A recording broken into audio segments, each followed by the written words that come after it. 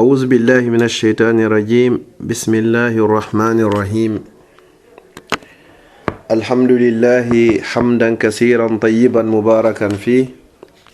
وأشهد أن لا إله إلا الله وحده لا شريك له، وأشهد أن محمدا عبده ورسوله. الحمد لله على نعمة الإسلام وكفى بها من نعمة، ثم الصلاة والسلام على خير خلقه محمد بن عبد الله وعلى آله وأصحابه وأتباعه وأحبابه وعلى كل من استنى بسنته واقتفى أثره إلى يوم الدين. أسأل المولى عز وجل أن يتقبل صيامكم وقيامكم، وأن يجعلكم من أتقائه من النار في الشهر الفضيل. Bawen yettude Allah subhanahu wa ta'ala on ko kanko buri handude ko yetta kon fo du'ano nelaɗo makko sallallahu alayhi wa sallama, kanko e ɓeygure makko e sahabaɓe makko e kala jokkuɗo lawol ɓeɗo ila yawmil qiyama. aray mi salmini batu julɓe ɓen fo mo be ka wonire e hoore aduna Allah on. mi toriki Allah subhanahu wa ta'ala on e torramo inde makko ɗen fof e sifaji makko ɗin fof no yiɗiri tororede e inde makko ɓurne mawde nden. tawata si o tororama nden noon o jaabinayi yo Allahu on waɗu hara en fuu meɗen o jaɓani en korka men kan, o jaɓani en ko dari ɗen naafuɗen kon, o jaɓani en sadakaji men ɗin. yo Allah taw hara kadi en fuu meɗen o rinɗini en e natugol yiite jahannama, enen e mawɓe meɗen wuruɓe fatiɓe e ɓeyguli meɗen e ɓiɓɓe meɗen e dendagal julɓe ɓen fo mo be ka wawi wonirgol. haray ɓawɗum ɗo mi yetti Allah subhanahu wa ta'ala newnanɗo en kadi yitidugol kadi ɓawo suumaye on, ɓawo en darnugol darsuji ɗin aɗo suumaye on. en weltanike mo kanko Allah kadi newnanɗo en kadi okki en kadi gurdan ha hande kadi woodiɓe fuɗɗoɗuden e suumaye on tawata ɓe lannitaki suumaye on. kamɓe kadi haray ko lajal maɓɓe ngal woni ko yonti, ko ɗum woni lajal ngal timmi ɓe notike noddandu. nden toro Allah enen kay nde hiɗen noto ko noddi en kon, nde mayde nden ne yana e meɗen, yo Allah taw hara ko en yaafaɓe ya rabbal alamin. haray hiɗen yewta ɗo e nder minitaji ɗi juutata inchallahu. ene ko honno woniri goɗɗo wawiri tabitirde ɓawo suumaye asabatu ba'da ramadan. ɗiɗaɓum ɗum min alamati qubuli ta'a, mandeji kadi wonde Allah jaɓanima dewal mangal kadi ko honɗum e mandeji andirta wondema ko dewɗa kon Allah jaɓanima. ko ɗe toɓɓe ɗo yewteten ɗo e mintaji happaɗi ɗo inchallahu. miɗo toro Allah subhanahu wa ta'ala min wonɗo e yewtude on yo Allah waɗan hara ko fi Allah mi woni e yewtirde, o hawrindinalan kadi ko yaadi e deftere makko nden e sunna nelaɗo makko on sallallahu alayhi wa sallama. haray ɓawɗum ɗo fof haray musidɓe julɓe tedduɓe mo be ka woniri e hoore aduna on, ka kala ka woni e yo heɗorade nde yewtere ɗo, mi toriki Allah haray fof e rinɗinama e natugol yiite jahannama. idan fa hunaka su'alun yatrahu nafsahu wa yaqul ma hiya alamatu qubuli l-ibada.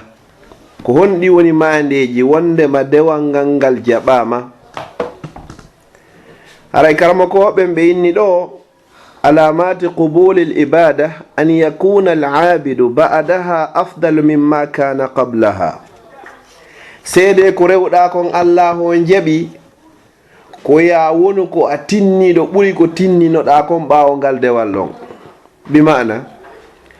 ko no wonnoɗa e rewrirde Allah noon ka nder lewru suumaye, ko ya rewir Allah ɓuri ɗum ɗon kadi ɓawo suumaye feƴƴude. ɗon haray holli tigi tigi on dewal mangal ngal jaɓama. ko honno ɗum wonirta muhibban lillah, hara ko a yiɗuɗo Allah yiɗirayɗo fi Allah, wali rasulihi ko a yiɗuɗo nelaɗo makko on kadi yiɗi kala ko nelaɗo makko on yiɗi, wali ikhwanihi lmuminin, hara ko a yiɗuɗo musidɓe maɓen julɓe ɓen kadi foppu kadi, muhibban lil akhira, hara ko a yiɗuɗo kadi saare sakkitine nden ɗum ko lakara, zahidan fi duniya, hara ko a ruuɗiɗo e o aduna mo anduɗen o nafata hay e hunde ko oɗon e laaɗo sallllahu alayhi wa sallam maaki wo hara o aduna no jogino valeur ka makko ton kanko Allah ko yer fotata e embere gabitawol sanso liwi kefeero yarata no ndiyan e hoore o aduna kono o aduna ɗo Allah considiramo hay e hunde joni noon neɗɗo on ko yiɗo Allah o yiɗane laaɗo Allah o yiɗa musidɓe makko gomɗinɓe ɓen o yiɗa laakara o ruuɗo e aduna karamakoɓe goɓe inni inna min alamati alqubuli lhasana ba'da alhasanati tatba'uha womande golle maɗen ɗe jaɓama sa waɗi moƴƴere ha a gayni ko a jokkintinden moƴƴere ɗon kadi moƴƴere goo kadi ko ɗum holli haray golle magal ngal jaɓama masala goɗɗo hoori lewru timmudu suumaye lanna tunga de watta ɗo balɗe 6 juldandu kadi o jokkintini moƴƴere nde moƴƴere 6 ɗen lanna tun kadi o watta ɗon kay tenen e alkamisa si hewti kadi 13 14 15 ayyamul bid o jokkintina ɗen ɗon kadi ko ɗum holli haray dewal makko ngal jaɓama oɗo ceernojo non o wi o inni woyaman sumta ramadan himo nodduɗen enen ɗo fof wo ko anyo on horuɗo lewru suumaye so tawi a andi a hoori lewru suumaye ɗum haray ko an woni ko nodda ɗo o inni kadi wa qumta layalihi tahira wo immiɗa kadi dariɗa kadi naafuɗa jemmaji Allah laaɓuɗi ɗin hiɗa naafa jemmaɗa daro ha naafilo waɗa qiyamul leyli waɗa kay salatu tarawih o inni wa rafa'ta kuffa dara'ata lil mawla azza wa jalla a ɓanti kadi hattirde e yankinare ɗa duɗɗini yeeso subhanahu wa ta'ala wo tas'aluhu alqabul hiɗa toromo yo Allah subhanahu wa ta'ala on jaɓane Allah jaɓanan ko mi hoori Allah jaɓanan ko mi hoori Allah jaɓanan ko mi juuli Allah jaɓanan ko mi waɗi ruku Allah jaɓanan ko mi itti sadaka wa tas'aluhu aidan al itq minan nar ɗa toromo kadi yo rinɗine natugol yiite jahannama wo fa tas'alu al mawla an takuna min al maqbulin wo en toriki Allah yo Allah taw har Allah ho jaɓani en koko wonɗen wadde ko waɗɗen e nder lewru suumaye yo Allah taw kadi hara o rinɗini en e natugol e yiite jahannam joni noon ɓay a waɗi ɗum ɗo fof jemma a waɗi ɗum ɗo ñalorma a jokki enɗan a itti sadakaji o inni wo fa ya akhil karim ko ayyo musidɗo julɗo tedduɗo wa ya ukhtil karima ko ayyo bandirawo an tedduɗo teddirɗo l'islam o inni wo hafiz mi torikema reenu ala thamarati hadha al juhud o fruit o dinɗe ko heeɓi e ɗum ɗo reenu ɗum ɗo hara a bonnari wabtaid an kulli ma yuqarribuka min annar woɗɗito e kala ko ɓannayma e nder yiite jahannama kala ko naɓayma e nder yiite jahannama haray woɗɗito fi honnum a torinokemo yo rinɗine ɗen toro Allah hara en rinɗinama joni noon so rinɗinima o inni a natata yiite hande kadi wo kala gollal naɓay ngalma e yiite jahannama haray woɗɗito ngal ɗon fi honɗum wo ba'da an asbahta atiqullahi minha ɓawa woni ko a rinɗinaɗo e yiite gam bi isnillahi ta'ala harayta gollito gollal hay e hunde kadi ko naɓay ma e nder yiite jahannam o ini fa ya akhil karim ko ayyo musidɗo tedduɗo waya ukhtil karima ko ayyo bandirawo tedduɗo ko ayyo nenirawo tedduɗo teddirɗo l'islam wo allaha fil fara'id wo allahu on dey ya andu e dow farillaji makko ɗin reenu Allah e farillaji makko ɗin fi jama'atin juula fana e alansara e futoro e geeƴe e subaka julde jama fil masjidi haraka ka juulirde kadi wata ngamelo nange suumaye on fof hiɗa juuloyde ka juulirde so wata suumaye yahu juula ka nder suudu maɗa an musidɗo julɗo tedduɗo ko ayyo musidɗo julɗo tedduɗo ko ndeɗa juula ka suumaye hiɗa watti coñci labaɗi daneji paasaɗi hippi kufune soodo e jikruji fi suumaye hiɗa yankini wo fa hafiz ala al khushu'i fi salah wurenu kadi e yankinare ma nden kadi nder julde wa dhullati amama al mawla azza wa jalla e yankinare ma nden kadi ko waɗata ɓaawo Allah yeeso Allah subhanahu wa ta'ala ɗeɗo foppa waɗiɗi ka nder lewru suumaye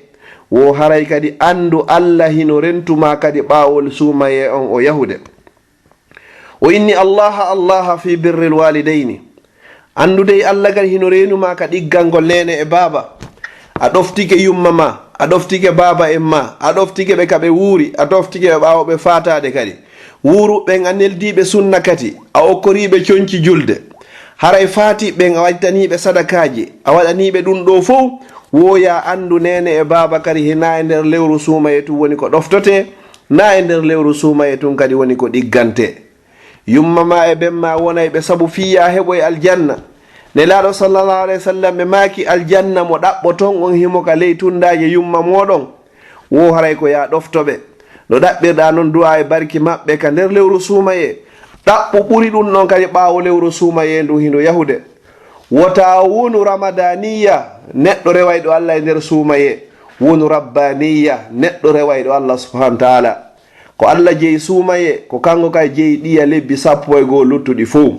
rew allah e nder suumaye, rewa allah kadi hara wona e nder suumaye. harayɗa hani wakkilade wa zullatu amama al mawla azza wa jalla. yankinoɗa jasina hoorema yeeso rabbul ibade on, ko o jogui aljanna, ko o jogui yiite. toroɗamo yo okke aljanna, toroɗamo kadi yo dande yiite jahannama. ko ɗo wiyete subhanahu wa taala. jonno sa ɗiggani nene e baba e nder lewru suumaye, wasilatil arham e jokkugol enɗan e nder lewru suumaye, a senditi sunna katiji, a naɓani sabuli maɗa, esiraɓe maɗa, kawtalɓe maɗa, karamokoɓe maɗa, e ceernoɓe tedduɓe e mawɓe ma e kawtal ngal fof. ɓeɗo fof sa jokki enɗan e nder lewru suumaye, wata bonnu ɗum ɗo kadi ɓawo suumaye yahude. allah hina e nder lewru suumaye tu woni ko o rewete e suumaye, o rewe kadi hara hina e nder suumaye. ka nder lewru suumaye kadi a waɗi husnul jira ma al jiran, moƴƴogol e kawtal ngal,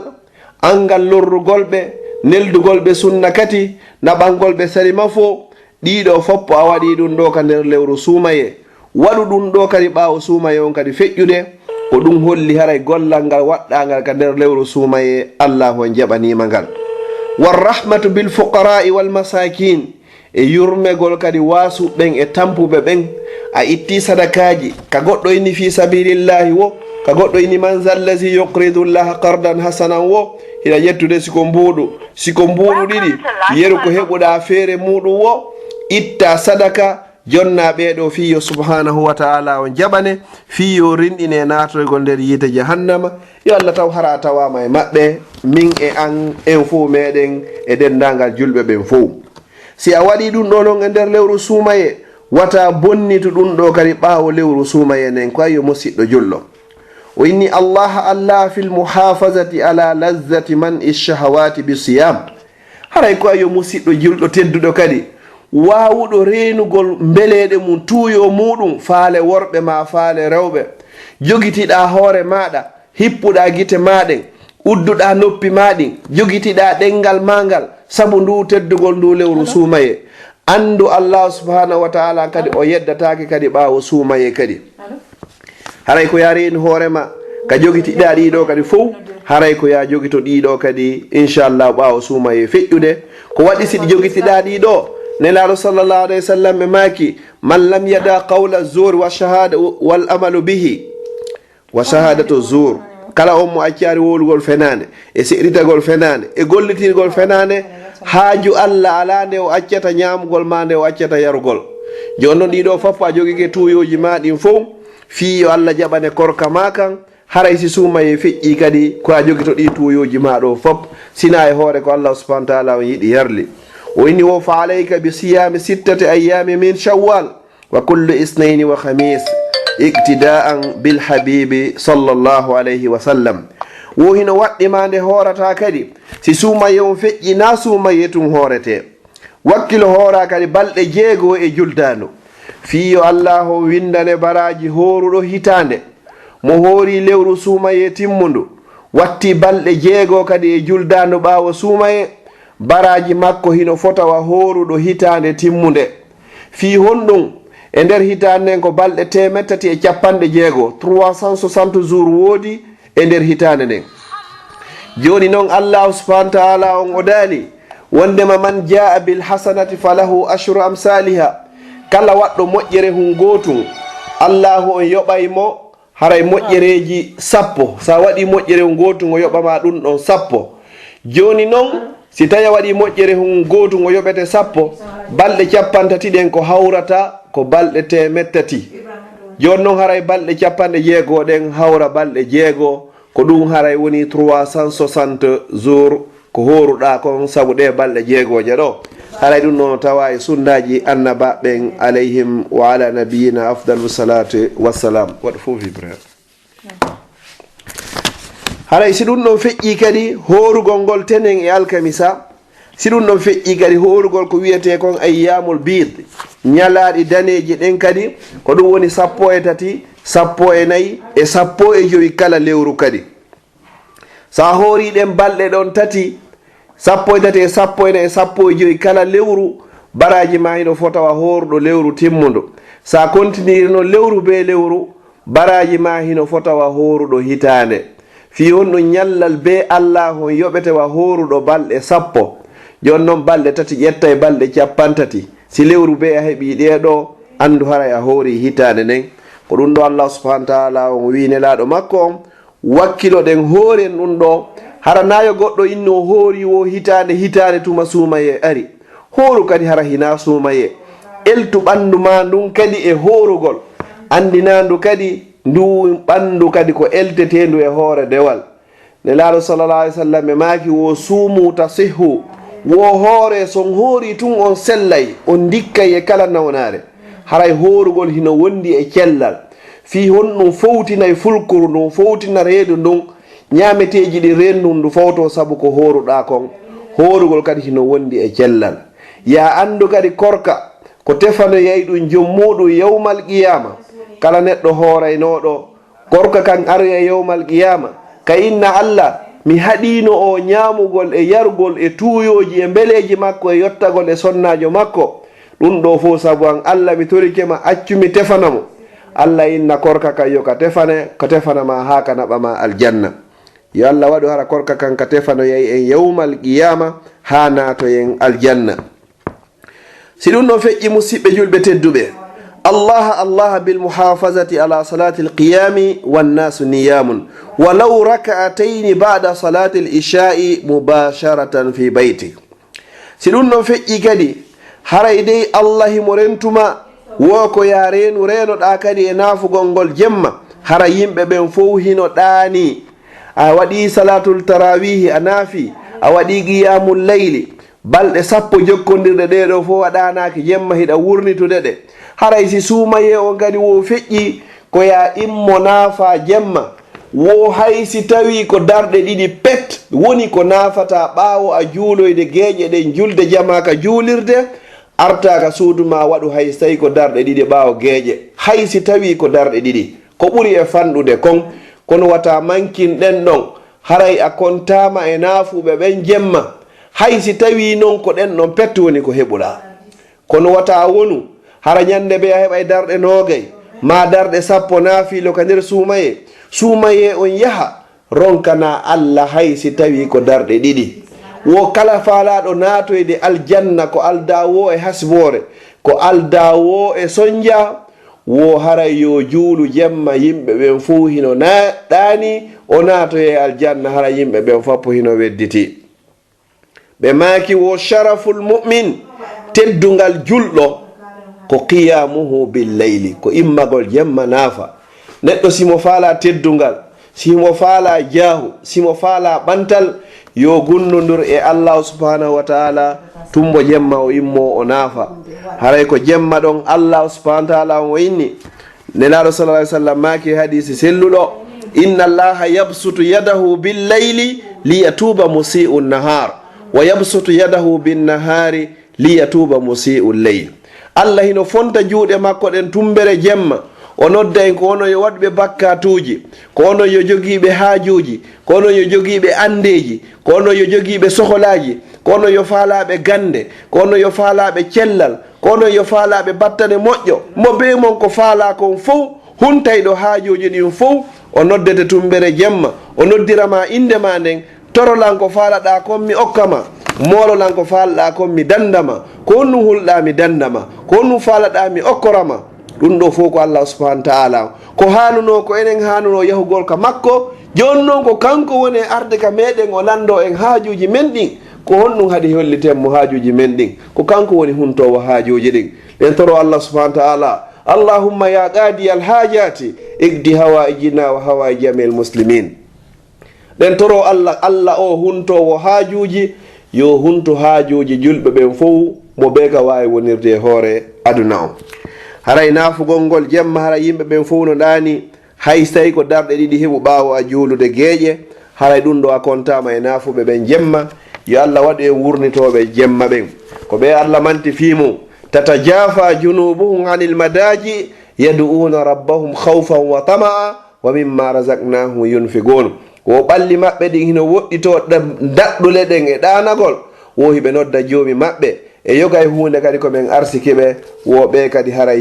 hiɓe sakkade kadi.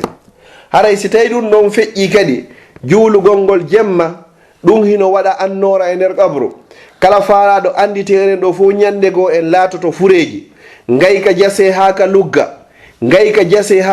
ƴetteɗa ukkeɗa nder ton niwre e nder niwre. kala faalaɗo yo qabru mum on jalboy courant wona ton climatiseur ji wona ton yo wurnito jemmaji ɗin darɗe ɗiɗi ko juulata jemma ɗum ko annora wonande ka qabru makko yawmal qiyama. kala faalaɗo kadi yo yeeso mum jalbu o jalbira iman o jalbira annora iman hara yo immo o juula jemma o juula subaka e leer makko.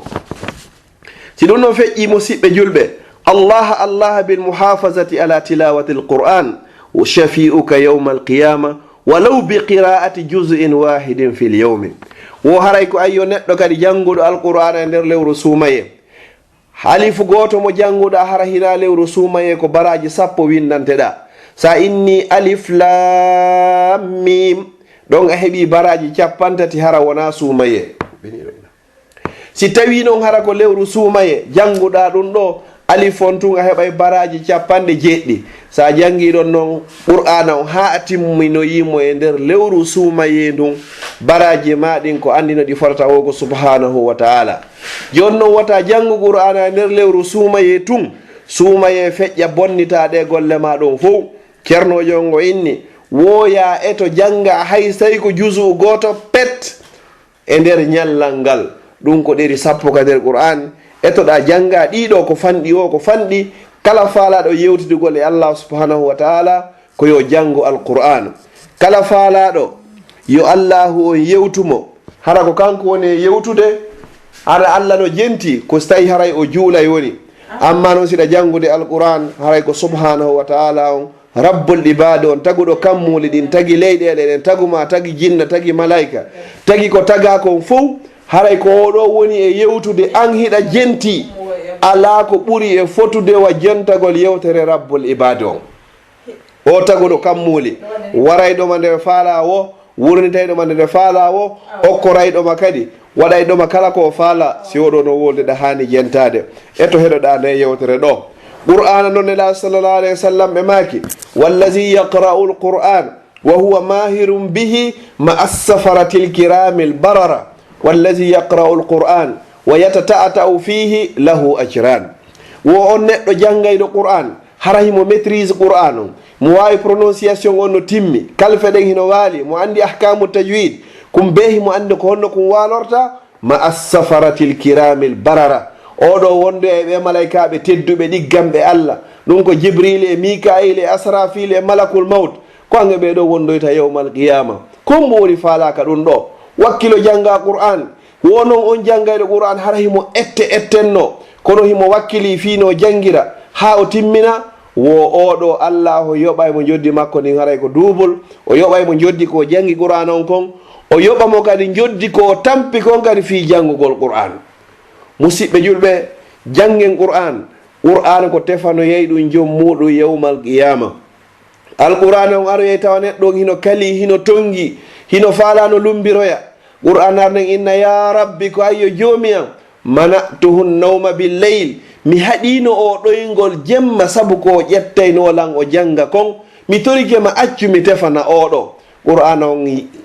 Allah subhanahu wa ta'ala ngo dala mi yamirima ayyo qur'ana nen tefan oɗo qur'ana on tefana oɗo ha o lumboya o yahaka aljanna. si tawi noon a jangata alqur'an ko ɓe Allah inni wa man arada an zicri fa inna lahu maishatan danka wa nahshuruhu yawma alqiyamati a'ma qala rabbi lima hashartani a'ma wa qad kuntu bashira qala kadhalika atatka ayatuna fanasitaha wa kadhalika alyawma tunsa. Jango ha gayna yeggitama weddito e qur'an o oɗo kay ko ni Allah subhanahu wa ta'ala woni ko nangiroytamo o imminoyta yawmal qiyamati hara ko bunɗo. Allah inna ko fi honnum Allah immintinilan komi bunɗo hari mi laatitoke komi yiyaynoɗo ko aduna. Allah inna ko ni qur'anare anden e waaju angun arinoma ɗuriɗa e muɗum a memata a jangata qur'ana a jannata qur'ana. ko ni hande kadi minen kadi min yeggitirayma ko ni hande kadi ko ɗum waɗi se immintinaɗa hande ko a bunɗo. Neɗɗo fof neɗɗo yo eto janga qur'an,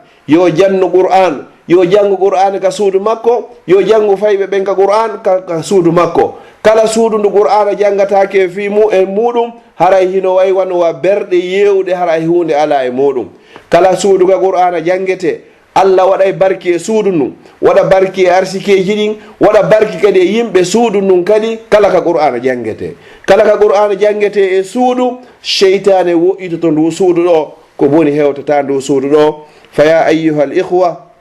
kono yo musidɓe julɓe tedduɓe, fa alaykum bi kitabillah, no waɗɗi on janngugol nde deftere Allah. ɗum ɗo ko letere mo Allah on winnani jiyaɓe makko ɓen fof eto anda ha humpitoɗa ko honɗum woni o nder letere o mo Allah subhanahu wa ta'ala woni ko windanma. ɓawɗum ɗo musidɓe julɓe tedduɓe, Allah bil muhafazati ala dawami zicri wa du'ai laka wa li ahlika wal muslimina wal muslimat. haray ka lewru sumaye kadi a duuminoke jantagol inde Allah, inna astaghfirullah, inna subhanallah, subhanallahi wa bihamdi, subhanallahi alazim, subhanallahi wa bihamdihi adada khalqihi wa rida nafsihi wa zinata arshi wa midada kalimati, subhanallahi walhamdulillah wa la ilaha illa Allah wallahu akbar wa la hawla wa la quwwata illa billah. ɗum ɗo ko jantorɗo inde Allah. heewino kadi ko ɓantaynoɗa juuɗe ma toroɗa Allah, sabu nelaɗo sa sallam maaki neɗɗo so tawi himo hoori haray du'a makko haray na ko ruttete, sanga o huntoto e fodde kadi haray himo hoori kadi. haray oɗo noon a toranike hoorema, a toranike ɓeygure ma, a toranike ɓiɓɓe ma, a toranike mawɓe ma kadi wuuruɓe e mayɓe, a toranike julɓe ɓen kadi worɓe e rewɓe fof e nder lewru suumaye. torano ɓeɗo kadi fof maɓɓe ɓawo suumaye feƴƴugol kadi.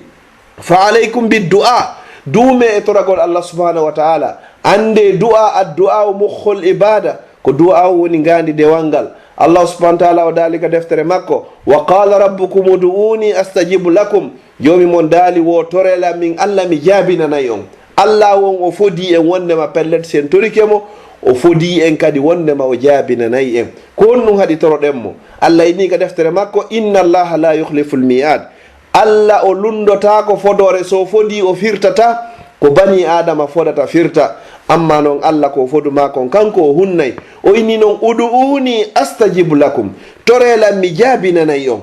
torelam mi jaabinanayi on, torelam mi jaabinanayi on. o fodi en toroɗen mo kala ko falɗa kon toromo. Allah subhanahu wa ta'ala on o jaabinante. yo Allah jaabinan en du'awuji men ɗi. toroɗoɗa hoorema e ɓeygu ma e ɓeygureji maɗin e ɓiɓɓe maɓen fof e mawɓe maɓen kadi e dendagal julɓe worɓe e julɓe suddiɓe kadi. haray ko ayi musidɗo julɗo tedduɗe, haray ko honɗum hikkiɗon kadi ko an wo fahzar, wo rento hattirde e rentagol fi an tahdima ma banayta, wo ya rento e hattirde e rentagol hara a yirbinaɗi ko ko mahuɗa ɗo e nder ndow lewru sumaye. wo ko ayi musidɗo julɗo tedduɗo, hari hiɗa gollude e golleji harmuɗi ado lewru sumaye. lewru sumaye ndun ari accituɗa gollugol konko harmi ɗon sabu lewru sumaye ndun. ko honɗum yiltitayma kadi e gollugol ngal gollal harmugal ɗon ɓawo lewru sumaye ndun. a huuli Allah ka nder sumaye, ko honɗum haadi huula Allah kadi ɓawo lewru sumaye. musidɗo julɗo tedduɗo wata yiltito e ngal gollal, ko gollal harmugal, gollal naɓaygal ma yiite jahannama. an tigi a andi ko jokkuɗa konko ko harmi, ko honɗum sikkuɗa sa maayi hore ngal gollal ɗon. ngal gollal ngal jokkuɗa ɗon ko harmugal. ƴetta ɗin mbuuɗi harmuɗi, ñammina hoore maɗa, ñammina ɓeygure maɗa, itta ɗum e sadaka. nelaɗo sallallah alih w sallam no maaki, wo kullu lahmin nabata min haramin fannaru awla bihi. wo kala huyre mawnude e hoore hara ko nde mawni kon, ko nde janɗi kon, ko nde ñammina kon ha nde janɗi, yo andu ɗum ɗon haray ko geɓal yiite jahannama. joni noon a accitiɗe golle ma ɗo ka lewru suumaye, ka kose yeyeteno, ka beere yeyeteno, ka cigarette yeyeteno, ɗin ɗo fof accitiri a inni a waɗata ɗum ɗo e nder lewru suumaye. a layɓatano batte beere sabu lewru suumaye, a mematano kose sabu lewru suumaye, a mematano cigarette sabu lewru suumaye. si lewru suumaye kadi yeehi musidɗo julɗo tedduɗo, allah yaafikema ko ko wannoɗa ɗa, ko honɗum ruttinanta hoorema, ko honɗum yiltitantoɗa kadi e ngal gollal ɗo kadi tuunina hoorema ɓaawo allah subahana taala on laɓɓindema. haray musidɓe julɓe tedduɓe, mo be men yo faamu yo andu pellet cigarette koko harmi, na ko aña koko harmi. nelaɗo sallllahu alayhi wa sallam hiɓe maaki wo kala wo al insanu bunyanullah, wo bani adama ko maadi ndi allahum mahiri juuɗe makko, famal unum man afsadahu. haray noon o huuɗi hande kadi kala bonninayi ɗum ɗo bonnuɗo ndi maadi ɗo. yontigi andu ko fiimata kon cigarette on bonnayi ko woni ka nder ɓernde kon, haray fiimugol hino harmi, yeeyugol cigarette haray hino harmi. joni noon sa acciti fiimugol, a acciti yargol beere e nder lewru suumaye, sabu teddugol lewru suumaye ndu, jeyɗo ɗiya lebbi luttuɗi kanko jeyi suumaye, o mo huɗuɗa ha accituɗa ɗum ɗo, mi torikima mi jeeyima wata yiltito e ɗum ɗo, allah laɓɓinima laaɓi pos, wata yiltito e ngal gollal ɗo ko ayyo musidɗo julɗo tedduɗo. si tawi ɗum ɗon feƴƴi ko ayyo bandirawo tedduɗo, on mo taratano ƴettano coñci l'islam, hoore ma nden hari ndi accitiri ni, hiɗa watti pantalon ji faaɗuɗi, hiɗa watti dolo koye sexy oye faaɗu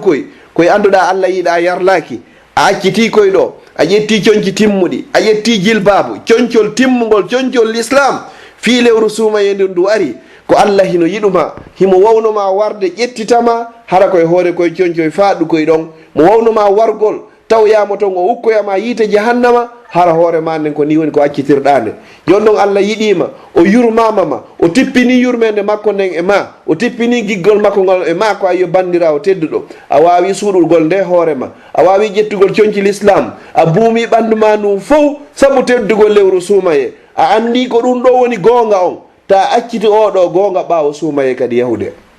nelaɗo sallllahu alayhi wa sallam e maaki ko onon yo sonnaɓe, iza sallati l mar'atu hamsaha wa samat shahraha wa hafizat farjaha wa ata'at zawjaha dakhalat jannata rabbiha, aw kama qala alayhi salatu wassalam. wo sonnajo so juuli waktuji makko ɗin jowi, o hoori lewru suumaye makko ndun, o ɗoftike modibbo makko on si tawi ko jombaɗo, o reeni ɓandu makko ndun fof, hara goto andar ndu hino laba, hino ma hino kaani, hino ɗaati ma ɗaata, hino rawni ma hino ɓawli, yo andu oɗo ñalande dargal ñande o tawa e joomi makko o, aljannaji ɗin fappo allah odditanoyemo dambuɗe joomi aljannaji ɗin fof ko dambugal ngal ɗo faala o woni ko naatiroyta.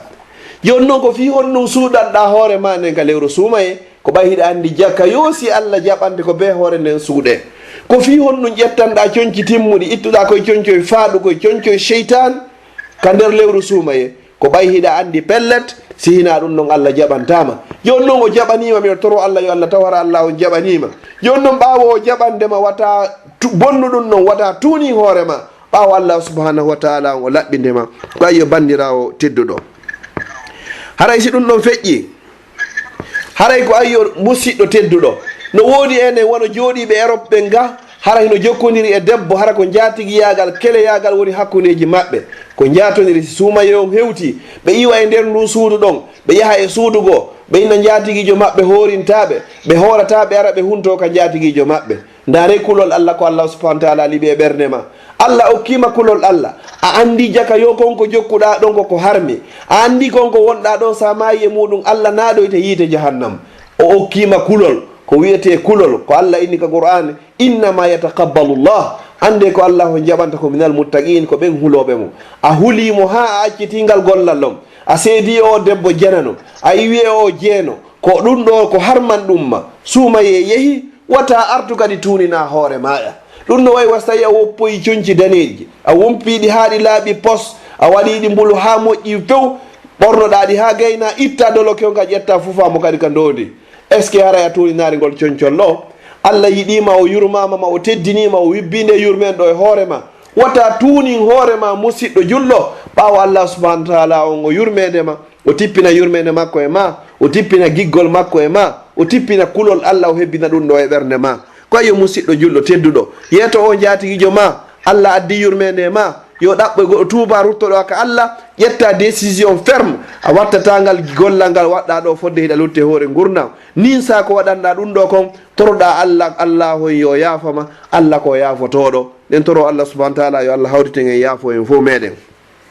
si ɗum ɗon feƴƴi ko ayo musidɗo julɗo tedduɗo ƴettuɗo mbuuɗi muɗum yeehi tottoye umra ka nder lewru suumaye heewi e meɗen yahuɓe waɗoye umra on o yehi madinatul munawwara juuloyi ɓurnaɗo taguefon on fof juuloyi ka rawda ɗon sa juuli ɗon darɗe ɗiɗi hino fota ko rawdatu min riyadil janna ne laaɗo sallallah alih sallam e maaki ma bayna bayti wa mimbari rawdatu min riyadil janna hakkude suudu andu e mimbaru an on ko wendu jeeyandu e wenduji aljanna a yeehi a jooli ɗon darɗe ɗiɗi hino fotawa sa juuli darɗe ɗiɗi ka nder aljanna a immike a yeehi ka hijra a wangike suudu kaaba darde waktu goto mo juulɗa ka juulide nelaɗo sallllahu alayhi wa sallam no fotawa waktuji wulure hara hina ɗon waktu goto mo juulɗa ka baytullahil haram kaka suudu kaaba no fotawa waktuji guluje temedere a heeɓi nde moƴƴere ɗo fof a naafi don fof a waɗi qiyamul layli a itti sadakaji a juuli fureji a daari suudu kaaba a wangike nde moƴƴere ɗo ko andi no nde fotata wo ko subhanahu wa ta'ala ene a artay ga kadi tuunina ɗum ɗo fof bonna ɗum ɗo ngal gollal ma ɗon fof a wattay ngal gollal ma ɗo fof haba an mansura reenu ngal gollal ɗo hawnaki no gasa ngal gollal ɗo ngal ɗo woni saabu ko okkoye ma aljanna ne laaɗo sallllahu alayhi wa sallam e maaki umratun fi ramadan ka hajjatun ma'i kala umra waɗaɗo e nder lewru suumaye baraji makko hino fotawa on hajjiduɗo e an waɗoy ɗo o umra ka nder lewru suumaye ɗo baraji ma hino fotawa ɓe ha sahabaɓe hajjidunoɓe nelaɗo sallllahu alayhi wa sallam ɗum ko aboubacrin wa umarun wa usman wa aliyun wa tallatun wa aichatun wa hafsa ɓeɗo bandiraɓe neniraɓe meɗen hafsa e aicha e aboubacar e oumar ko ɓe hajjidi e nelaɗo sallllahu alayhi wa sallam jon ɗon an kadi sa waɗi umra e nder lewru suumaye wo baraji maɗi hino fotawa ɓen hajjidunoɓe nelaɗo sallllahu alayhi wa sallam ko honno no wawata artirde arta ha gayna ɓawa heɓude nde moƴƴere ɗo foof ƴetta ɗum ɗo foof kadi bonna kadi waɗa haba an mansura ko honno wawata artirde ɓawa heɓude nde moƴƴere ɗo fof juuroyagol juuro ko heɓuɗa ɗo waktu goto mo juuluɗa toon wonɗo ga mo yahari o juula e waktu embere duuɓi 53 53 ans goɗɗo juulay ga hara himo juulude an yaha juula to waktu goto si wawon fotude joni noon sa heeɓi ɗo waktuji 10 a waɗoyi ɗon jonte ɗiɗi a waɗi ɗon jonte tati hakkude ko waɗɗa naafiloji eko waɗɗa waktu farillaji eko naafuɗa eko waɗɗa qiyamul layli ɗi baraji ɗo fof ko hommo andi no ɗiɗo foti ko allahu subhanahu wa taala n petto wawi andugo ko hono ɗum ɗo foti o guluji temedere ɗo ko so tawi kadi hara hina suumaye si tawi suumaye kadi ɗon andi baraji ɗin ko duubulteɗi kadi wota eto tunina ɗum ɗo fof ko ayyo musidɗo jelɗo tedduɗo si tawi ɗum ɗo feƴƴi mi yiltito e toɓɓere wotere ko ayyo accitirɗo fiimugol saabu lewru suumaye ko ayyo accituɗo ƴettugol drogue saabu lewru suumaye ko ayyo accitirɗo yargol beere saabu lewru suumaye ko ayyo accitirɗo jaatigijo mum jatonirɗo e porto ma ko wona porto saabu accitirɗo ɗum ɗo fof saabu lewru suumaye mi torikema mi jeejima wata yiltito e ngal gollal ɗo ko gollal harmugal gollal meƴƴoyaygal ma e nder yiite jahannama si a maayi a tuubari allah noon o yiɗima o yurmama ma o pooɗitima o ittinoma hariɗa ka hunduko yiite jahannama e nder ukkagol allah pooɗima toon o yildetimata ko honɗum ukkoyema nder to musidɗo julɗo tedduɗo liɓu cigarette no harmi accu yargol beere hino harmi accu fimugol drogue hino harmi accu wondugol e debbo janano hino harmi ɗiɗo fof ko harmuɗi ni terto ɗiɗo ɗeɗo fof ala hay hunde ko wawatama moƴƴande ɗum ɗo fof naɓatama aljanna ɗum ɗo fof ko naɓayma ko yiite jahannam haray ko ayyo kadi musidɗo julɗo salmodiraynoɗo e debbo janano lunnodiraynoɗo e debbo janano ko adi lewru suumaye accitirɗa lunnagol debbo janano accitirɗa salmingol debbo janano accitirɗa dakkimitorgol haala debbo janano ma an debbo on accitirɗa dakkimitorgol haala gorko janano saabu lewru suumaye ta yiltito e ngal gollal ɗo jogito ɓandu ma ndun hande kadi ɓaawo allah subahana wa taala on laɓɓinima e nder ngal gollal ɗo si ɗum ɗon feƴƴi ko ayyo musidɗo jilɓo tedduɗo an ufiniɗo e nder nde lewru suumaye ufinagol balɗe 10 sakkitoro ɗen e nder lewru suumaye ko dewal ngal nelaɗo sallllahu alayhi wa sallam waɗayno ɓe ufinikeno kamɓe e sonnaɓe maɓɓe ɓen fof nelaɗo faati sonnaɓe maɓɓe ɓen kadi ufini kadi ɓaawo fatagol nelaɗo sallllahu alayhi wa sallam. si goɗɗo ufinike ko dewal e nder dewal haray ko woni golle makko ko juulugol e janngugol e jantagol inde Allah e fowtagol e juulugol e nelaɗo sallllahu alayhi wa sallam. haray o coupi relaxion fof hakkunde makko e aduna o o ƴetti kadi hande kadi connexion o fof hakkunde makko Allah subhanahu wa ta'ala. haray ko fewti o ko laakara ko ɗum ɗo wiyete ufinagol. haray golle ma fof ko dewal ko kupugol relaxion ji ɗi fof kañum e aduna ƴetta kañum e laakara. joni noon a waɗi ngal gollal ɗo fof a ufinike saabu ngal dewal ɗo ko honno ufinorta kadi wondude an e debbo janano ko honno ufinorta kadi e fimugol cigarette ma yarugol beere ma yilditagol waɗugol kadi ko boni. musidɗo julɗo tedduɗo ɓay Allah hokkima ngol kulol Allah ɗo ta yiltito e ɗum ɗo kadi ha Allah subhanahu wa ta'ala on o ƴettitama tawyamo toon kadi hara himo weltanima. si ɗum ɗon feƴƴi haray ka yo musidɗo julɗo tedduɗo ɗaɓɓuɗo coñci labaɗi ɗaɓɓuɗo basenji ɗaɓɓuɗo kaftaneji ɗaɓɓi kufnaji ɗaɓɓi jikruji ɗum ɗo fof kono jantora inde allahu subhanahu wa ta'ala ka nder lewru suumaye juulayɗo waktuji farillaji ɗin fof hay subaka on ka juulirde juulata subaka fana alansara futuro geeƴe ɗiɗo fopp a tottiɗi julɗe jama e leere majji kadi ka nder lewru suumaye kadi ka juulirde wata yeeɓu ɗi waktuji kadi ɓaawo suumaye kadi yahude. andu golleji ɗin fopp ko ɓoro a yiɗede ka Allah ko juulugol waktu on e leere makko. suila nabi sallllahu alayhi wa sallam nelaɗo Allah on ɓe landama golleji ɗin fof ko honɗum ɓuura yiɗede ka Allah nelaɗo maki ko assalatu ala waqtiha ko julde nden e leere mayre juulugol waktu on e leere mayre ko ɗum Allah ɓuuri yiɗugol. farillaji ko farla kon fof e hoore meɗen kaka hoore leydi ɗo woni ko farla si wona julde nden ndeɗo Allah nulan nelaɗo sallllahu alayhi wa sallam ɓe yehi ha ɓe hewtoy ka sengo kammu jeɗɗaɓu dow ko toon woni ko Allah subhanahu wa ta'ala ƴetti nde julde ɗo jonni nelaɗo sallllahu alayhi wa sallam wata on yeebu nde julde. andite enen ɗo kadi fop ñande goo en mayay ñande goo weetay hara goto e meɗen wodaka wono wonirno ñande goo weeti tawi hay goto e meɗen ala e o aduna ñande goo kadi weeta haren fof meɗen he nder gabruji meɗen ko Allah aditotema landoyde yawmal qiyamati ko julde nden awwalu ma yuhasabu bihi l abdu yawmal qiyamati as-salah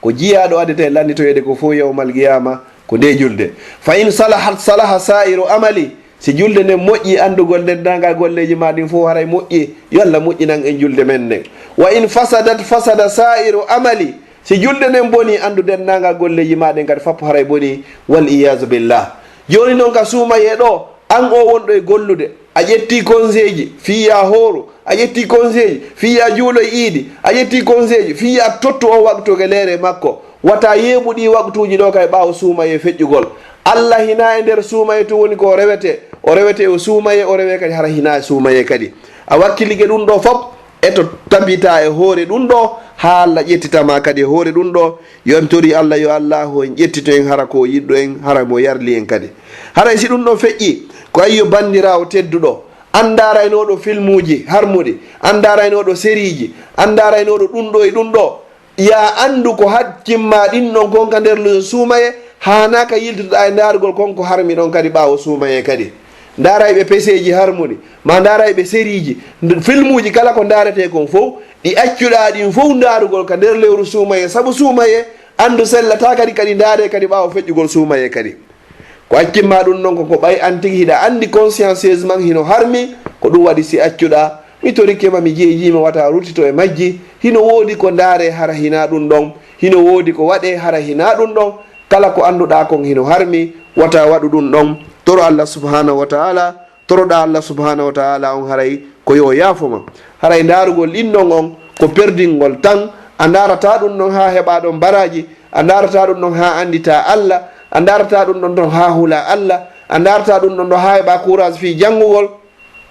a darata ɗum ɗon kadi ha ɗum andintinama lakara ko andintinama tum fof ko golleji cheytane kala noon ko pooɗa e ma fi cheytane haray ko ya woɗɗito ne laaɗo sallllahu alayhi wa sallam ɓe maki lan tazula qadama abdin yawma alqiyama hatta yusala an arba haray en fof meɗen goto e meɗen teppere muɗum buujoyta yawma alqiyama ha tuma landitaɗa fi piiji nayyi no tawa ɗin piiji nayyi kadi o landitotoma kadi fi waktu ma on kadi jeunesse yagal ma ngal tamma on ko honto yeeɓuɗamo kadi ko honto yeeɓuɗamo aynoyemo haari miɗo jooɗi darugol pese aynoyemo miɗo daari darugol filmu aynoyemo miɗo daari darugol ɗo série ji tawata hara ko harmuɗi ɗi annduɗen hanaka darede ka worɓe rewɓe lunnodirta, ka worɓe wirti ka rewɓe wirti. ƴetta tamma o fof jooɗoɗa e ndargol ɗum ɗo hiɗa andi fellete a jooɗotako ɗon, ko a jooɗo ɗon ha waktu on feƴƴirama, joɗɗa ɗon a jantotako inde Allah, joɗɗa ɗon ha waktu mo juulenoɗa e leero on o feƴƴa ɗon hara jantaki inde Allah. A acciti ɗum ɗo fof a inni a darata ɗum ɗo ka nder lewru suumaye. Fii kala noon haray woɓɓe goo hino toon hiɓe enregistre hiɓe mari fii si suumaye on feƴƴi kadi haray hadde ka ɓe dara ɗum ɗo. Inna lillahi wa inna ilayhi rajiun. ko ɓe inni Allah joni men alama yeddude ka suumaye, kono si suumaye o feƴƴi men hollata men e wawma yeddugol kadi. Subhanallah, en toro Allah yo Allah dande waɗugo sifa ɗi jikkuji ɗo kadi. Woɗɗitoɗen sifa ɗiɗo ko accuɗen kon fof ka suumaye, wata en waɗɗum noon kadi ɓawo suumaye. Allah jo jeyɗo suumaye o ko kon kadi jeeyi kadi juldado. Allah himo rewe e lebbi ɗin fof, o yoɓay kadi e lebbi ɗin fof kadi. Haray si ɗum ɗon feƴƴi, haray ko ayyo musidɗo julɗo tedduɗo,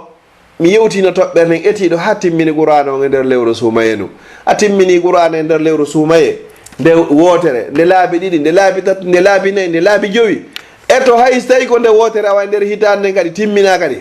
Eto hay so tawi ko lebbi ɗiɗi timminde wotere, ma lebbi tati timminande wotere, ma lebbi nayyi timminande wotere, ma hay so tawi ko ñande ɓe heeɓu hisbe goto janggaɗo ɗon e nder lebbi ɗiɗi hara e timmini qur'ana o. Kono ñande be janngu alqur'an fiyo qur'ana on tefanoye yawmal qiyama. Haray si ɗawi ɗum ɗon feƴƴi kadi, haray ko ayyo on gorko tedduɗo, ko an innayɗo mi piyata fayɓe ɓen e nder lewru suumaye, ko ayyo moƴƴiɗo e sonnaɓe ɓen kadi ka nder lewru suumaye, moƴƴande labande. Si suumaye on feƴƴi kadi moƴƴo e makko kadi ɓuri ko moƴƴinoɗa e maɓɓe kon kadi ka nder lewru suumaye kon kadi. Haray hina e nder suumaye on tun woni ko moƴƴete e fayɓe ɓen, woni ko moƴƴete kadi e sonnaɓe ɓen, woni ko moƴƴete e mawɓe ɓen, woni ko moƴƴete kadi e kawtal ngal kadi. Ɓe moƴƴiɗa ɓen fof ka nder lewru suumaye moƴƴo e maɓɓe ɓuri ɗum ɗon kadi, ma wanwa ɗum ɗon kadi ɓawo suumaye on kadi feƴƴugol. Haray kadi yeññugol arsike on wona ɓittinalngol ɓeygure nden, ko ɓe landoto ko fof hara hina ko harmi. Jonnuɓe sayi hara hino woodi mo yeññani ɓeygure mum nden, allahu subahana taala on yeññanaymo fi duniya wal akhira. Yo allah on yeññu arsikeji men ɗi. Si tawi ɗum ɗon feƴƴi, ko ayyo musidɗo julɗo tedduɗo jogitiɗo ɗengal mum ngal e nder lewru suumaye, ɓe inni wo si tawi hiɗa hoori goɗɗo dafalama yon piiri koye a innu an hiɗa hoori, ko am on mo yennari e nder lewru suumaye, mo ño'ari e nder lewru suumaye, mo waddidirari e goɗɗo e nder lewru suumaye, a heɗaki musique e nder lewru suumaye, a darari ko harmi e nder lewru suumaye, a waɗari jeeno e nder lewru suumaye, a reeni awra ma on e nder lewru suumaye. Anduɗe gite maɗa e ɗi noppi maɗa e o awra maɗa, ɓanle tere maɗen fof ko landiteteɗo yawmal qiyama. A wawi renugol ɗiɗo fof e nder lewru suumaye fiyo allah subahana taala o jaɓane dewal magal. Eto rena ɗiɗo kadi fof ɓawo suumaye. Ya andu ko ɓurata nadoyde yimɓe ɓen fof yiite jahannama yawmal qiyama ko ɗengal ngal e awra on, ko ɗengal ngal e awra on, ko ɗengal ngal e awra on ɓurata naɗoyde yimɓe ɓe yiite jahannam. Ko ɓurata naɗoyde aljanna fof ko piiji ɗiɗi, ko taqwallahi azza wa jalla wa husnul khulq, ko kulol allah subhanahu wa taala e moƴƴugol jikku, ko ɗum ɗo ɓurata naɗoyde aljanna. Ko ɓurata naɗoyde yiite jahannama ko ɗengal ngal e farjo on. Ne laaɗo sallallahu alayhi wa sallam ɓe maaki, man yadmanu li, ko hommo ƴettantalan garanti ma bayna lihyehi wa ma bayna fakhzayhi admanu lahul janna. Ko hommo ƴettantalan garanti o wawalan renande konko woni ko hakkunde bala kenkenje makko ɗiɗi, ko ɗum woni ko ɗengal ngal, e konko woni hakkunde buse makko ɗen ɗiɗi, ko ɗum woni ko awra on. Sa reeni ɗiɗo ɗi yahari ko allah yiɗa yarlaki, a reeni ɗiɗo ɗengal ngal wowlare sina ko moƴƴi, ya andu allahu subahana taala o e nelaɗo makko on haray ɓe ƴettanima garanti wondema natoye aljanna. Haray noon anden ɗe gite meɗen e ɗe juuɗe meɗen e ɗe koyɗe meɗen e ɗe nanɗe meɗen noppi ɗin, ɗiɗo fof ko landitoyteɗi yawmal qiyama. Ɗiɗo fof allah subahana taala kooloyay hunduko o nota ko, o inna hunduko fanku, ene noppi yetolanko honɗum heɗiɗa. Haray noon heɗotoɓe musique koko harmi, musique hino harmi, musique hino harmi. Kala heɗotoɗo musique ko sila tayinaɗo, ko janɗe tayinoyte, sila on tayine, ko ɗum ƴettete hibboye ka noppi makko yawmal qiyama, sabu ko heɓino ko musique. Haray musique hino harmi, hino woodi ko heɗe hara hina musique. Heɗo qur'ana noon e musique wata tawtindirde e ɓernde, wano andirɗen noon ndiyan e yiite wata wonde miran hu gotum. Si qur'ana o naati tun musique o e yaltay, musique o yalti o ko qur'ana woni ko natata, ko honnuge mum falɗa no yo tabiti ko hoorema. Rondo alqur'an heɗito alqur'an qur'ana ko tumanina siɗa janngude qur'an haraɗa wondi e deƴere siɗa heɗade qur'an haɗa wondi e deƴere hiɗa wondi Allah subhanahu wa taala cheytane hino woɗɗitima ka accitoɗa janngugol qur'ana on wo accitoɗa jantagol inde Allah wo haray ko ange cheytane woni ko wonde ko ɗum sinilaɗo sallallah alih sallam maki hadis wo adduniya mal'una wa mal'unun ma fiha illa zicrullahi wa ma wala wo o aduna ko huɗaɗo kala ko woni e mum ko kadi foppo Allah huuɗi wo sina jantagol inde Allah e kala ko nanditata e muɗum amma ko lutti kon foppo Allah hajaka e fi o aduna ɗo haray noon ko ayo musidɗo julɗo tedduɗo andu ngal ɗengal ma ɗo ngal landitoyte ngal ɗengal ɗo noon ko ngal ɗo woni saabu ko daɗinoyta yimɓe ɓen ko ngal kay ko okkoyema yiite jahannam ko ɗum si tawi weeti tere ɗen fof ɗe nodda e ɗengal ngal ɗe inna ko ayo ɗengal haray ittaqillaha fiina huɗo Allah e amen andu sa feewi men fof men feewi men daɗi andu sa ɓoylike men fof men ɓoylike haray men ukkike kadi haray huɗo Allah hara ukkari men ko ɗum woni ko ɗengal ngal woni so daari ɗengal ngal Allah waɗugal ha gasi o waɗanigal ñiiƴe kadi ɗum ɗon ko soka ngal nder ton fi wata ngal yaltu o yetti o waɗi kadi toni ɓaawo toni ɗiɗi ɓaawo kadi fi ko soka ɗum ɗon fof fiyo ngal wawa wonugol nder ton fiyo ngal woni nder ton hara ngal yaltari wota ngal wowlu si wona ko moƴƴi wota ngal wowlu sina ko moƴƴi nanɗe maɗen kadi ɗum ɗon kay wata heɗo sina ko Allah subhanahu wa taala on woni ko yiɗi o yarli e giiɗe maɗen kadi awra ma on kadi renamo hara o yahare si wona ko Allah subhanahu wa taala on yiɗi yarli si ɗum ɗon feƴƴi o ini wo yaman sahabata salihin ko ayi wonduɗo e moƴƴuɓe ɓen e nder ndu lewru suumaye a wondi e moƴƴuɓe ga nder lewru suumaye ɗo a moƴƴiri saabu ɓen ɗon kala wonduɗo e moƴƴuɓen o moƴƴay sa wondi kadi e bomɓe ɓen kadi a bonay ka lewru suumaye ɗo a suɓike yahugol ka juulirde wonda e julɓe Allah ɓen si suumaye yahi kadi ko honɗum accitanta ɓeɗo kadi wonda e yimɓe bomɓe ɓen ha ɓe tuninama ɓawo a woni ko a rinduɗo e natde yiite jahannam ɓawa woni ko a natuyeyɗo aljanna allahu jaɓanima inchallah ta wondu hande kadi si wona yimɓe moƴƴuɓen toro Allah yo allahu on ƴettiti hara koye hoore ngol laawol ɗo ngol laawol moƴƴol ɗo ta tuuni hoorema a yaafike yimɓe wannoɓe mako boni saabu lewru suumaye a muññike ɓe boneji ko waɗaɗa foppo a muññike ellaji ko waɗɗa fof mum a muññike moneji ɗi waɗɗa foppo a muññike e nder lewru suumaye muñño ɓuri ɗin ɗon kadi ɓaawo suumaye feƴƴude ne laaɗo sallllahu alayhi wa sallam e maki man kadama gaysan wa huwa qadirun ala an yunfisa da'ahu llahu yawma alqiyamati ala ru'usi alkhalayiq hatta yuhayyirahu llahu min alhuri l ayni ma sha wo kala on moɗuɗo tikkere kala on moɗuɗo mone seytina goɗɗo waɗama ko satti hara hiɗa wawno yottade inna a yaforimo lillah hara ɗa wawno yottade waɗamo ko faala ma yottoɗa ha o anda yottike inna a yaafike ñalade dargal ko honno woni joddi maɗa wo Allah o noddoyte e hoore tageefo ngon fof hara jamma o fof no dari mo beeno mapode e hoore mum ko yiide yahata kako aljanna o noddama ha o gayna o inna ya suɓo e nder huurol ayni yeru embere nombre mo faalaɗa o ko naati ɗo ya aljanna saabu ko moɗunoɗa tikkere nden kon joni noon ka suumaye ɗo a wondi e moƴƴuɓen a moƴƴiri saabu ɓeeɗo ndaare mi yiya toon ɗo hunde wotere neɗɗo sa wondi e moƴƴuɓe ɓen a moƴƴay ɓe inni wo neɗɗo sa wondi e moƴƴon a moƴƴay wonɗo e bonɗon kadi o bonay wono way waɗo wonduɗo e yeeyowo parfum e wonduɗo kadi e wifowo biwɗi sa wondiɗo e neɗɗo yeeyowo parfum ko piiji tati soit sooda parfum on e juuɗe makko urnitoɗa soit o ƴetta parfum o okkorama wujitoɗa ɗon kadi a uuri ma ɗum haray hande kadi ko honɗum hikkoto ɗon a heɓay odeur bargol parfum ko woni yeyde kon ɗon o yiiɗi o yiiɗa ɗum ɗon a heɓay ɗum ɗo ndaare no wondugol e moƴƴe ɓen ko honɗum woni ko heɓata joddi muɗum ndaare fi ndu bareer ɗo ɓe inni inna man ahabba ahla al khayri naala min barakatihim kala yiɗɗo yimɓe moƴƴuɓen a heɓa e barkiji maɓɓe ndaare Allah no janti fi bareeru o janti fi bareeru ko alqur'ana sabu ndu bareeru ɗo ko wonduno kon e yimɓe moƴƴuɓen Allah inni e suratul kafi wa kalbuhun basitun zira'ayhi bil wasit ndu bareeru ɗo ko jantetendu fi muɗum jange fi muɗum ila yawmel qiyama fi honnu ɓay bareeru ndun no jokki sukaɓe yunoɓen innahum fityatun amanu bi rabbihim wa zidnahum huda ɓeɗo is qamu fa qalu rabbuna allah ɓeyni menen joomi mamen ko Allah min rewata hay e hunde si wona kanko ndu rawan ɗo kan ndu jogi ndu jokkiɓe ɓe yaari ka fammere Allah janti fi mayru ka qur'an hiɗen janga fi mayru jumare be jumare mo be men jangay suratul kahf sabu nelaaɗo sallallahu alaihi wasallam ɓe maaki kala jannguɗo suratul kahf e kala jumare Allah waɗanoyemo annor ha nde jumare nde jannguɗa suratul kahfi o a janngay fi ndubareru ɗo ko fi honɗum ndubareru ɗo ndu wona o jantanede fi moɗon ko fi on ɗum Allah subhanahu wa taala mawɗo on dow o jantike fi bareru ko ɓayndu wondi e moƴƴuɓɓen a ko ayyo o horuɗo lewru suumaye wondi e ɓe moƴƴuɓe wondi e juuloɓe wondi e janngoɓe wondi e jantotoɓe inde Allah wondi e ittoɓe sadaka yehi ka juulirde heeɗi darsuji heeɗi karamokoɓe yiɗi ɓe itti sadaka ko ɓeɗo wondete wona ɓeeto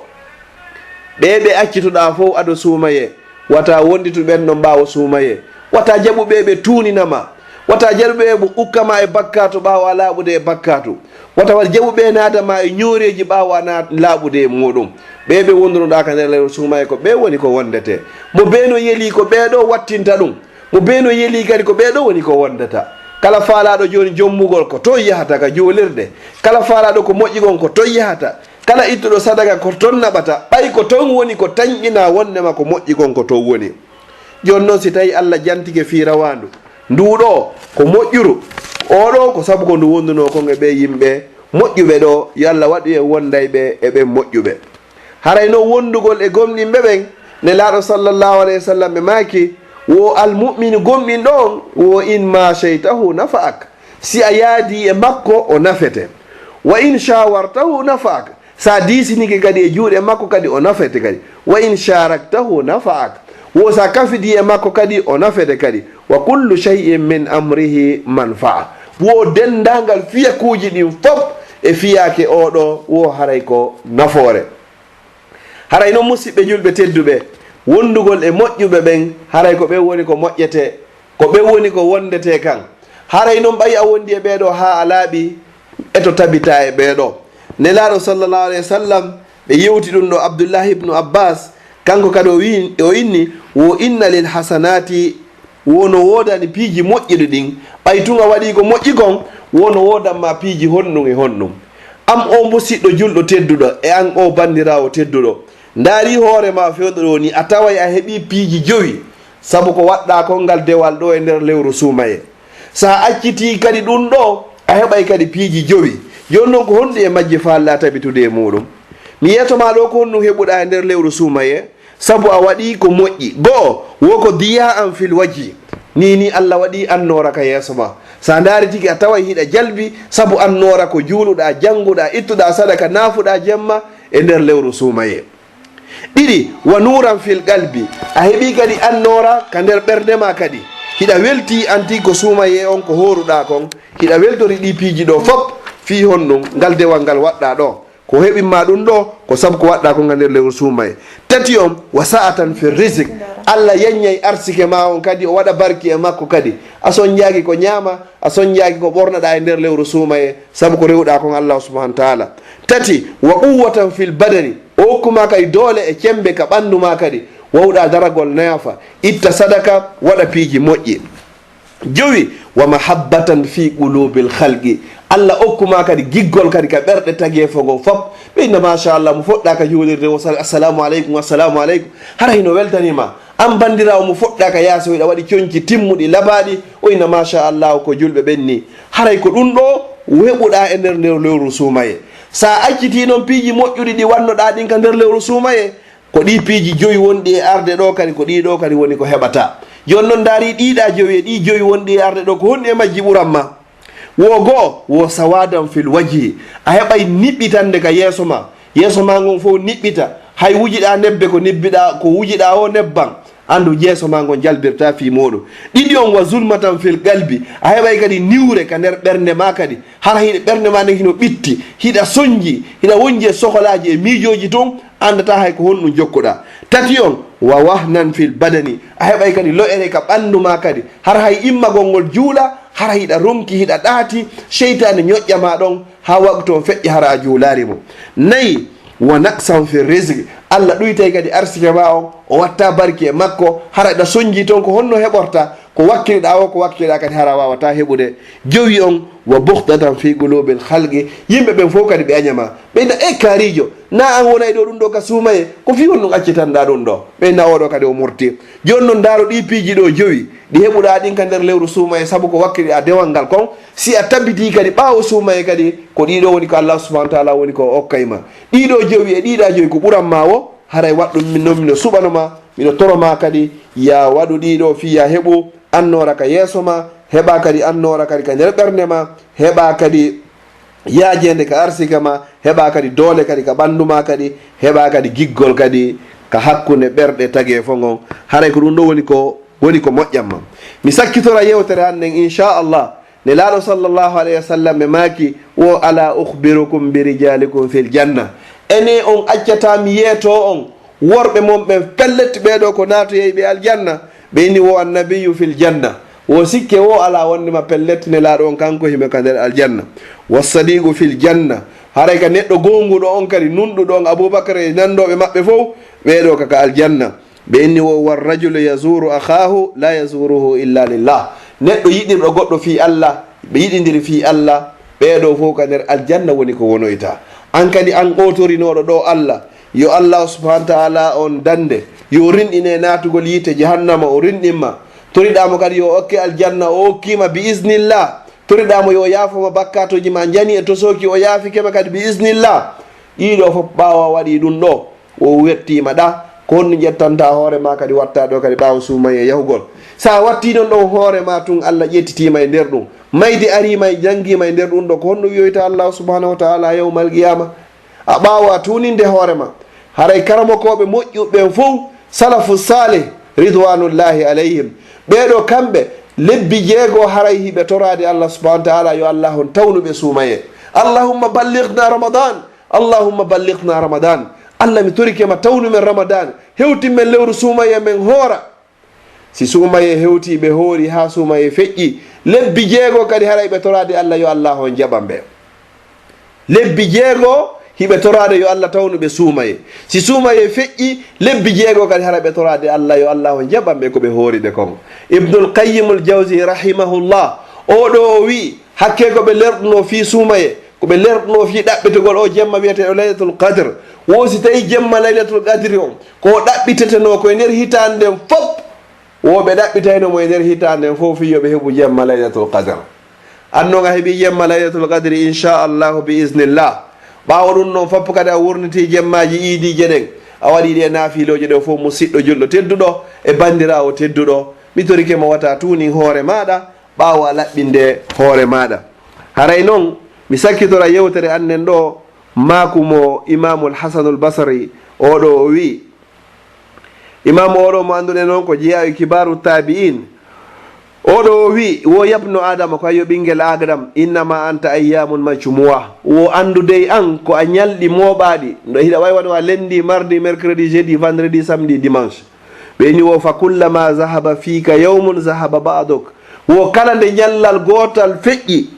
andu haray ñallal gotal kadi iwi e balɗe maɗen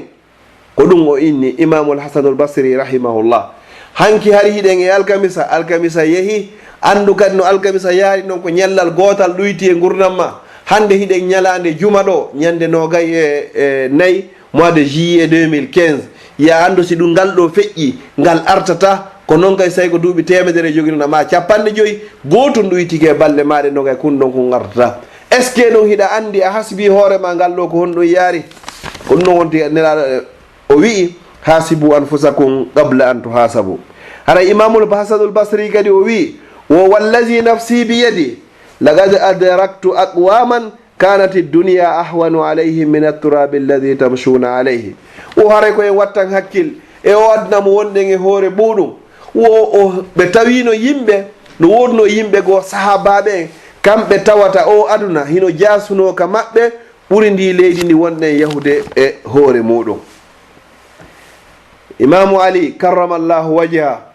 oɗo kanko wi wo kala moɓinirɗo piiji jeego yo andu haray oɗo hay hunde ala heedode makko e natoygol aljanna yo Allah okko e natoygol aljanna ɓawo en tabitiga ɓawo ramadan o ini o man arafa allah fa ata'a kala on anduɗo Allah o ɗofti Allah yo andu pellete o heɓo e aljanna joni noon en andi Allah ka nder suuma en andi jako huleteɗo en andi ko reweteɗo en andi ko yafotoɗo bakkatuji, en andi kanko mari aljanna mari yiite jahannama. En ɗaɓɓi ɗum ɗo fof ko waɗiɗen ɗo fof ko fi yo okku en, o okki en wata en tuuni hoore meɗen ɓaawo suumaye kadi. Wo ɗiɗi wa arafa cheytana fa asa, oɗo kadi o andi pellet cheytane ko gaño makko, o woɗɗiti cheytane kadi. Oɗo kadi yo andu pellet o naato e aljanna, ko aljanna o haray woni joddi makko. Si ɗum ɗo feƴƴi, ndaron lewru suumaye, Allah no yiɗi mofte ɗen, himo yiɗi en si cheytane suumaye hewti o nanga e cheytane ni fof o kolmbaɗi fi en wawa waɗugol ngol dewal. Ko o cheytane empesayma juuloygol subaka e leer,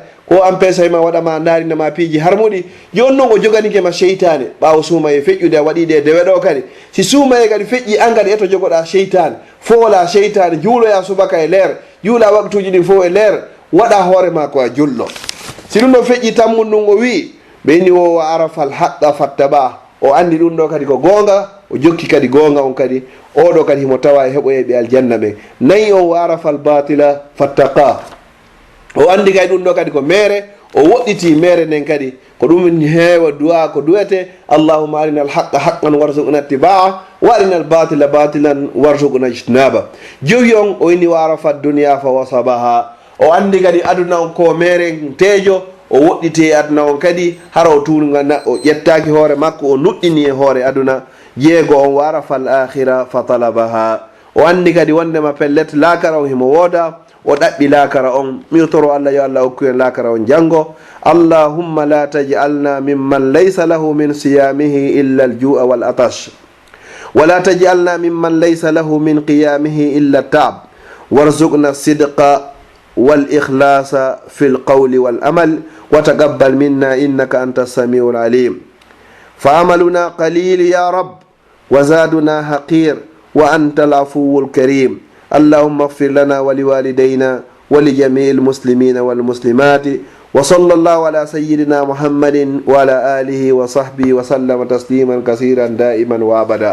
haray musidɓe julɓe tedduɓe, kala ko nanɗon ɗo ko yaadi e deftere Allah nden e sunna nelaɗo makko on, ko immorde makko kanko Allah. Kala ko nanɗon ɗo ko lundi deftere Allah nden e sunna nelaɗo makko on, ko immorde am min Abdallah wonɗo e wolude on, ko cheytane woni ko longini lan. Miɗo toro Allah yo Allah arsiku on ƴettugol kala ko yaadi e bindi kon, woppon kala ko lundi deftere makko nden e sunna nelaɗo makko on. Miɗo luwolo Allah nde waɗatollan ƴangal lumbiro yo yahon ka aljanna, mi buge ka nder yiite jahannama. Yo Allah dannan mi andintinde on mi yejjita hoore an. A'udhu billahi an uzakkirakum wa ansa, wa a'udhu billahi an akuna jisran ta'buruna bihi ila aljannati wa uqza fi nar jahannam. Hara yewtere yewtande ndo ko yewtirande hoore hawjere, yewtirande kadi e hoore duppere, yewtirande kadi e hoore musu ɓandu seeɗa. Miɗo toro Allah subhanahu wa ta'ala kala ko nanoyɗa ɗo e faljere ko yewtere nde yaare aduna on wo, haray miɗo toro on tigi ka wi faljere to yo faljitu. hara inchallah o contacte lawol kisal. aqulu qawli hadha wa astaghfirullah li wa lakum fastaghfiruhu innahu huwal ghafurur rahim. Wassalamu alaikum wa rahmatullahi ta'ala wa barakatuh.